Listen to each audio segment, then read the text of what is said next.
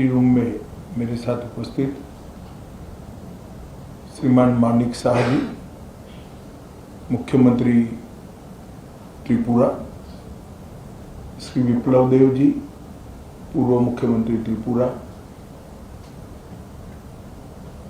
त्रिपुरा मोर्चा के स्थापक अध्यक्ष प्रद्युत जी,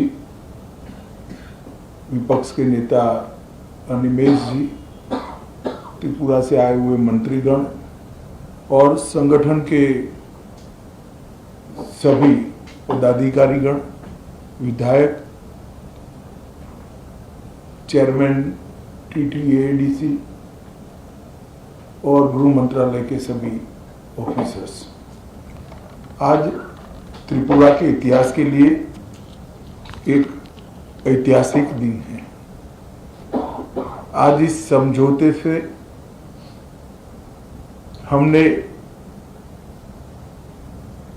इतिहास का सम्मान किया है, गलतियों को सुधारा है और आज की वास्तविकता को भी स्वीकार कर तीनों चीजों का सामंजस्य कर हमने भविष्य की ओर देखने का काम किया है। इतिहास जो है उसको कोई बदल नहीं सकता, मगर उसमें जो गलतियां हुई है इसको सीखकर आज की वास्तविकताओं को नजर में रखकर हम आगे जरूर बढ़ सकते हैं। और मुझे आनंद है कि त्रिपुरा मोर्चा ने, सभी ट्राइबल पार्टियों ने और सभी ऑर्गेनाइजेशन ने इसके लिए बहुत कंस्ट्रक्टिव रोल लिया है। और भारतीय जनता पार्टी की त्रिपुरा सरकार ने भी शुरू से इसके लिए प्रयास किया। विप्लव जी उपस्थित है, मानिक शाह जी यहाँ उपस्थित है। मानिक शाह जी ने भी बड़े इंटरेस्ट से बारीकियों में इसको स्टडी कर अंजाम तक पहुंचाने में बड़ी अच्छी भूमिका अदा की है। मुझे विश्वास है कि मोदी जी जो विकसित भारत का स्वप्न लेकर चले हैं, वो स्वप्न में त्रिपुरा भी अपने योगदान के लिए भी कटिबद्ध होगा और अपने हिस्से के लिए भी कटिबद्ध होगा। जब विकसित भारत बनेगा उस वक्त त्रिपुरा भी विकसित त्रिपुरा के रूप में आगे पर स्वप्नों के साथ आगे बढ़ेगा। प्रधानमंत्री जी के नेतृत्व में गृह मंत्रालय ने उग्रवाद मुक्त, हिंसा मुक्त और विवाद मुक्त नॉर्थ ईस्ट की कल्पना को साकार करने का प्रयास किया है। हमने ढेर सारे संगठनों से बात की, सरेंडर्स भी बहुत हुए। करीब करीब 10,000 लोग हथियार छोड़कर मेन स्ट्रीम में आए हैं और इसी के कारण आज नॉर्थ ईस्ट में विकास का एक माहौल बना है। ब्रू रियांग का समझौता हो या सीमाओं का समझौता हो, शुरुआत उसकी त्रिपुरा से ही हुई थी और ये टर्म में अब क्योंकि हम चुनाव में जा रहे, अंतिम समझौता भी त्रिपुरा का हो रहा है।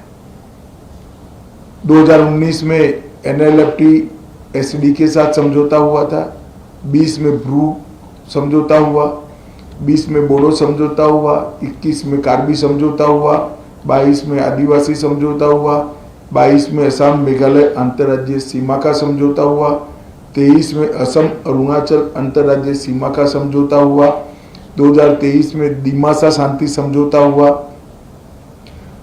2023 में UNLF का समझौता हुआ और 2023 में ही उल्फा का समझौता हुआ और अब ये समझौता हो रहा है। तो कुल मिलाकर 11 अलग अलग प्रकार के सीमाओं से जुड़े हुए, अपनी पहचान से जुड़े हुए, अपनी संस्कृति और भाषा के लेकर संघर्ष करने वाले सभी के साथ सामंजस्य पूर्वक बात कर हमने संघर्ष को समाप्त करने की दिशा में काम किया है।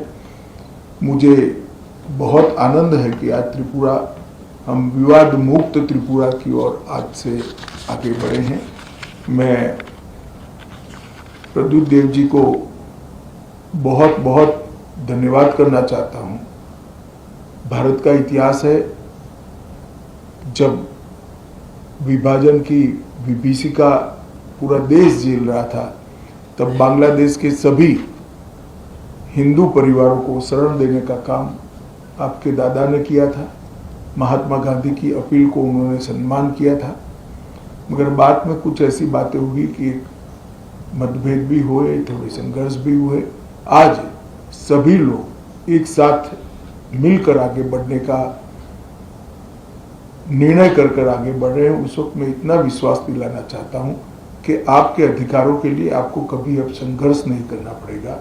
भारत सरकार 2 कदम आगे उठकर सभी के अधिकारों की रक्षा करे, अधिकार की रक्षा हो, इस प्रकार का तंत्र विकसित करेगी।